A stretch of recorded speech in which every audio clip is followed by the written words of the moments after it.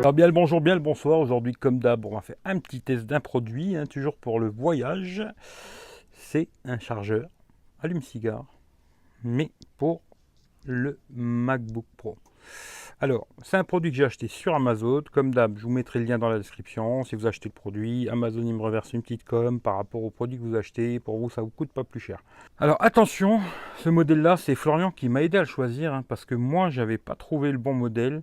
Alors en fin de compte, il faut bien regarder quand vous le commandez, que ce soit bien pour le modèle que vous avez. C'est pour les Mac, hein, surtout les Mac. Mais il faut regarder en dessous du MacBook.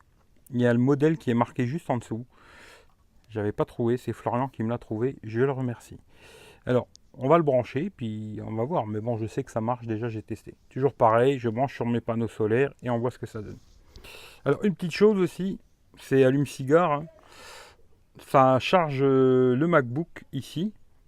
Mais il y a aussi une entrée ici pour brancher un USB, quoi, pour brancher un câble, pour brancher un téléphone du genre. Et c'est un chargeur quand même qui fait 60 watts, 10 ampères. Je pense que ça gaze. Je vais vous montrer pour ceux qui s'y connaissent, hein. Voilà, je l'ai branché sur le panneau solaire. On va sortir le Mac. Fanboy. Fanboyisme OnePlus. Bien pratique la petite pochette OnePlus, hein. Je suis pas fan des téléphones, quoique. Mais la petite pochette, sac à dos, tout ça, c'est bien pratique.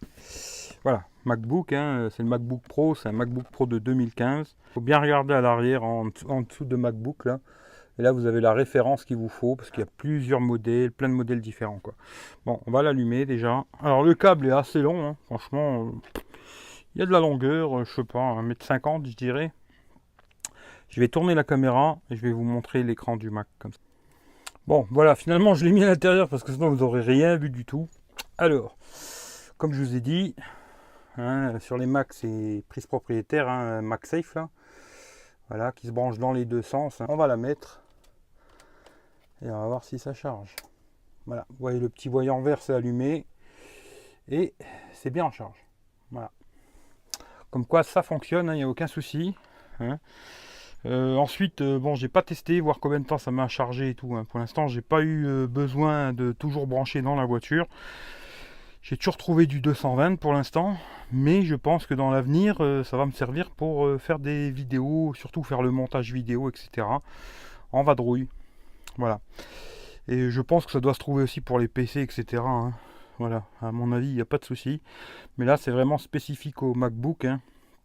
Alors, si vous avez un MacBook ou un MacBook Pro, MacBook Air, etc., regardez bien, comme je vous ai dit, la référence précise, hein, il faut la bonne référence. Et je pense qu'il n'y a pas de problème, ça charge impeccable. Voilà, moi c'est sur les panneaux solaires et ça fonctionne. Allez, je vous fais tous des gros bisous. Et puis le lien sera dans la description. Si ça vous plaît, partagez comme d'habitude. Et on se dit à bientôt pour la prochaine vidéo. Allez, ciao ciao à tout le monde.